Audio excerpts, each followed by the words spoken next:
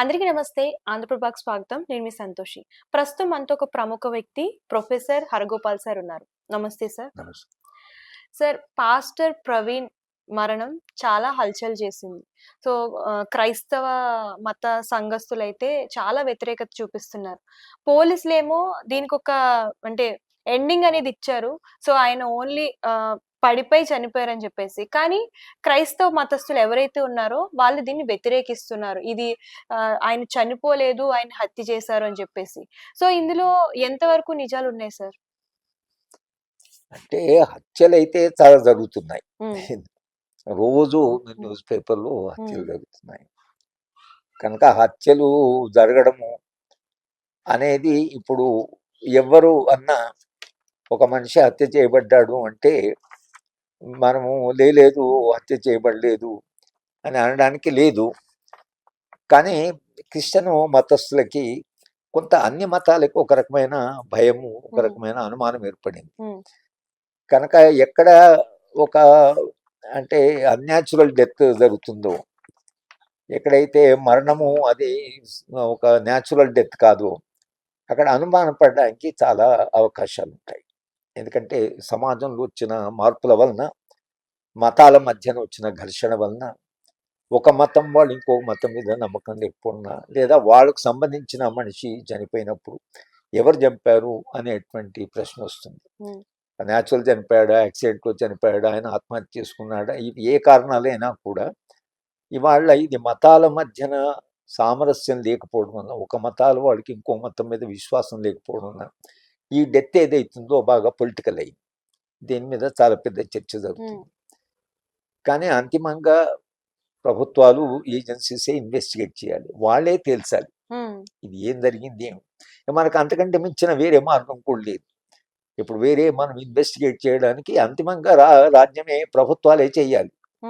కనుక ప్రభుత్వం దీన్ని కాస్త మనం మొదటి నుంచి ఎక్స్పెక్ట్ చేస్తున్న నిష్పక్షపాతంగా ఇవి జరిగితే సమాజంలో విశ్వాసం పెరుగుతుంది, ఏజెన్సీ విశ్వాసం, వాళ్ళకు కూడా ఇది ఈ డెత్ జరగడానికి ఇది కారణమని సమాజానికి వస్తే అది ఒక రకంగా పరిష్కార మార్గం.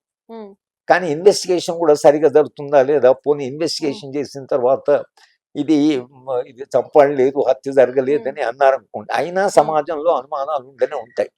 ఏజెన్సీస్ సరిగా చేయలేదు, న్యాయం చేయలేదు. అంటే మీరన్నట్టే కోర్టు కూడా పోలీసుల్ని కూడా అన్నదంట సార్. అంటే ఎటువంటి ప్రూఫ్స్ లేకుండా ఒక నిర్ధారణకి ఎలా వచ్చేసారు, ప్రూఫ్స్ కూడా సరిగ్గా లేదని చెప్పేసి. అంటే ఈ కేసులో పోలీసులు ఏమన్నా తప్పుదారి పట్టించే ప్రయత్నం చేస్తున్నారా, అంటే అధికార పక్షం అండతో? అంటే చేస్తున్నారంటే చేసే అవకాశం ఉంది. అంటే ఈ కేసులో చేస్తున్నారా లేదా అనేది వేరే విషయం, కానీ చేసే అవకాశం ఉంది కాబట్టి ప్రజలు నమ్మే ఇది ఉంది. అంటే ఇప్పుడు ఈ ఏజెన్సీస్ చెప్పిన పోలీస్ యంత్రాంగం ఉందనుకోండి, పోలీస్ యంత్రాంగము నిజంగా దాంట్లోకి ఇన్వెస్టిగేషన్ చేసి వాస్తవాలను కనుక్కొని చట్ట ప్రకారం వెళ్ళి చట్టబద్ధంగా ఈ సమస్యను చూస్తారు అని మరొక ఒకవేళ అట్లా నమ్మకం ఉంటేనేమో ఇవాళ అనుమానాలు ఉండవు. కానీ పోలీస్ ఇన్వెస్టిగేషను రాజకీయాలకి అతీతంగా వాస్తవాలనే తెలుసుకోవాలి అనేటువంటిది పోలీస్ వ్యవస్థకు అంత విశ్వసనీయత లేదు. వాళ్ళు చేస్తే తప్పకుండా నిజమే చెప్తారు అని ఉంటేనేమో ఇప్పుడు ఇవన్నీ సమస్యలు రావు. పోలీస్ యంత్రాంగం ఒక రాజకీయ వ్యవస్థ కింద పనిచేస్తున్నది. ఆ రాజకీయ వ్యవస్థ కింద పనిచేస్తుంది కాబట్టి చాలాసార్లు రాజకీయ వ్యవస్థ అవసరాలకు అనుగుణంగా పనిచేస్తున్నది. అది ఏ రాజకీయ పార్టీ అయినా కూడా పోలీస్ వ్యవస్థకు చాలా దీని మీద రిఫార్మ్స్ జరిగాయి. పోలీస్ వ్యవస్థను అటానమస్ చేయమన్నారు, రాజకీయ జోక్యం ఉండొద్దన్నారు, తర్వాత ఒక ఆఫీసర్ను అపాయింట్ చేస్తే 3 ఏళ్ళు ఆయన కదిలించొద్దన్నారు. పోలీస్ రిఫార్మ్స్ లో భాగంగా వచ్చాయి. ఇవన్నీ చేయడానికి కూడా కారణం ఏంటంటే రాజకీయ జోక్యం తగ్గాలి. కానీ రాజకీయాల కింద డైరెక్ట్ గా ఎప్పుడైతే పోలీస్ యంత్రాంగం పనిచేస్తుందో, ఆ యంత్రాంగం ముఖ్యమంత్రి గారు, తర్వాత అధికారంలో ఉన్నటువంటి మంత్రులు, అధికారంలో ఉన్నటువంటి పార్టీ వాళ్ళని కాదని, ఇది కాదు, మేము చట్టబద్ధంగా ఇది తప్పు, చట్ట ప్రకారం ఇది మేము చేయకూడదు అని ధైర్యంగా రాజకీయ నాయకుడికి చెప్పేటువంటి పోలీసు అధికారుల సంఖ్య తగ్గిపోయింది. ఉన్నారు ఇంకా అక్కడక్కడ ఇది చేస్తే ఈ పరిణామాలు వస్తాయి, ఇది పర్యవసానం అని చెప్పి ఇది చేయకూడదని చెప్పే అధికారులు కొందరు ఉండొచ్చు. కానీ మెజారిటీ అధికారులు రాజకీయ వ్యవస్థకి కాస్త కొంత వాళ్ళని తృప్తిపరిచి, వాళ్ళు కొంత ప్లీజ్ చేసి ఏదైనా ప్రమోషన్ పొందడము, కావాల్సిన ట్రాన్స్ఫర్స్ లేకపోతే కావాల్సిన సౌకర్యాల కొరకు కాంప్రమైజ్ చేసుకున్నటువంటి అధికారుల సంఖ్య చాలా ఎక్కువ. కనుక ఇప్పుడు ఇది ఏం జరగబోతున్నది, ఏం జరుగుతుందంటే రాజకీయాలకు అతీతంగా పోలీసు వాళ్ళు వాస్తవాల మీద ఆధారపడి ఉండటం కాకుండా దీంట్లో రాజకీయాల పోవడం అన్ని మనం ఇప్పుడు చర్చించిన అన్ని సమస్యలు నిష్పక్షపాతత, విశ్వసనీయత, సంస్థలు స్వతంత్రంగా పనిచేయడం ఒకటి, రెండోది రాజకీయ ఒత్తిళ్లు, తర్వాత రాజకీయ కోణము, రాజకీయాల కొరకు వ్యవస్థలు ఉపయోగపడినది ఒకటి. ఈ రెండింటి మధ్యన ఇవాళ భారతదేశంలో చాలా వరకు ఈ ఏజెన్సీస్ అన్ని కూడా రాజకీయంగా మారాయి, రాజకీయ వ్యవస్థకు లోబడి పనిచేస్తున్నాయి, చాలా రాజీ పడి పనిచేస్తున్నాయి అనేటువంటిది ఏదైతుందో ఇప్పుడు అనుభవాన్ని బట్టి సమాజంలో ఆ నమ్మకము లేదా అటువంటి ఒక నమ్మకం ఉంది. కనుక మీరు ఏ ప్రశ్నను ఏ రకంగా అడిగినా కూడా ఒకటి సమాజంలో ఏమనుకుంటున్నారు, ఒకటి వ్యవస్థలు ఎలా పనిచేస్తున్నాయి, అంటే రాజకీయ వ్యవస్థ ఎలా పనిచేస్తున్నాయి, ఈ మూడింటి విషయంలో కూడా మనం గర్వంగా లేదు మన వ్యవస్థ రాజకీయ వ్యవస్థ చాలా నిజాయితీ కలిగిన వ్యవస్థ, దానికి నాన్ కరప్ట్, అది ప్రజల సంక్షేమం కొరకే ఉంది, ప్రభుత్వము నిజానికి నిరంతరంగా ప్రజల కొరకు ప్రజల సంక్షేమం కొరకు పాటుపడుతున్నది అనేటువంటిది ఒక 1950-60లో కూడా కొంత మా జనరేషన్లో, మా యంగర్ ఏజ్లో ఆ నమ్మకం ఉంది.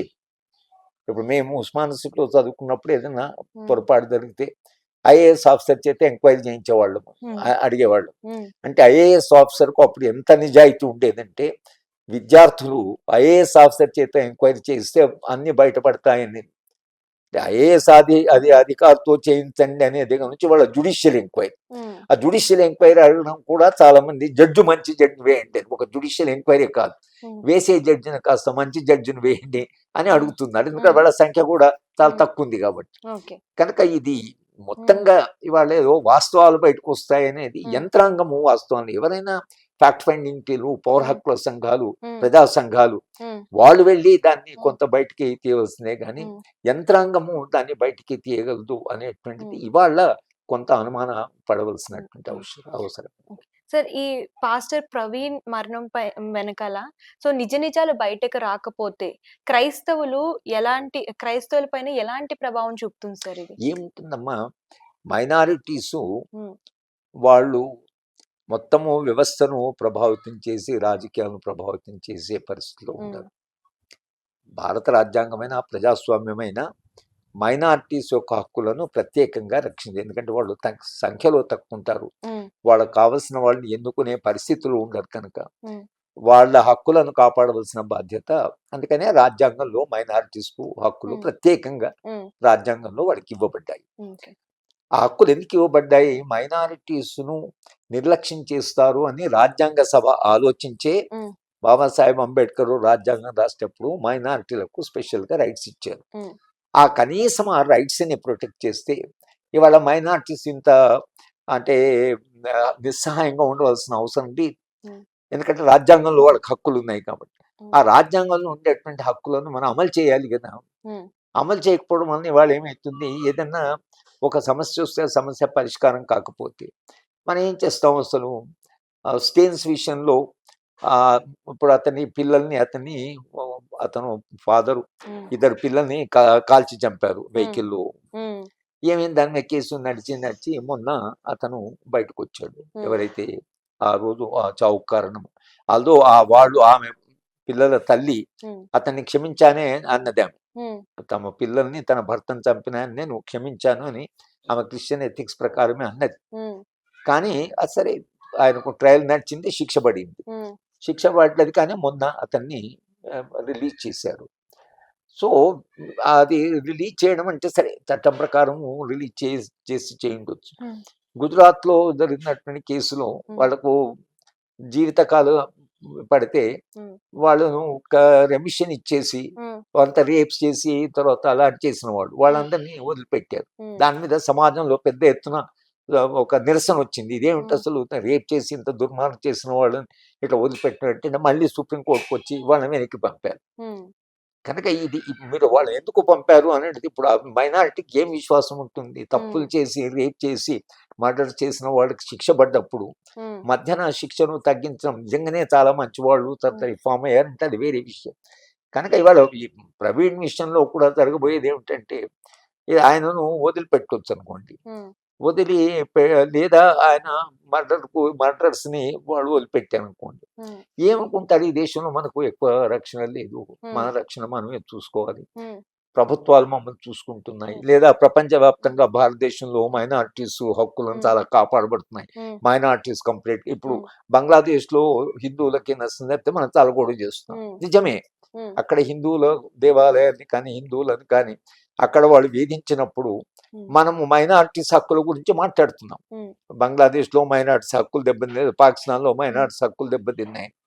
అది ఎప్పుడు మనము చాలా గట్టిగా అనొచ్చంటే, మా దేశంలో చూడండి మేము మైనారిటీస్‌ని చూసుకుంటాం. మీ హ్మ్. దేశంలో ఇది చేస్తున్నారు అనడానికి ఉంటుంది. హ్మ్. మైనారిటీస్ ఎప్పుడైనా ప్రపంచంలో ఏ హ్మ్. దేశంలోనైనా హ్మ్. వాళ్ళెప్పుడూ డిఫెన్స్‌లోనే ఉంటారు. హ్మ్. వాళ్ళెప్పుడు వల్నరబులే. హ్మ్. కానీ ఒక స్వతంత్ర దేశం మైనారిటీస్‌ను తప్పకుండా హ్మ్. కాపాడుతుంది అని ఒకవేళ అలాంటి ఒక ఐడియల్ హ్మ్. ప్రపంచానికి ఒక హ్మ్. ఆదర్శంగా ఉండగలిగితే అప్పుడు చాలా గొప్ప విషయం. హ్మ్. అలాంటి వాళ్ళం చాలా సంతోషిస్తాం. కానీ పరిస్థితి మనం అలా అనుకునేట్టుగా లేదు అసలు. హ్మ్.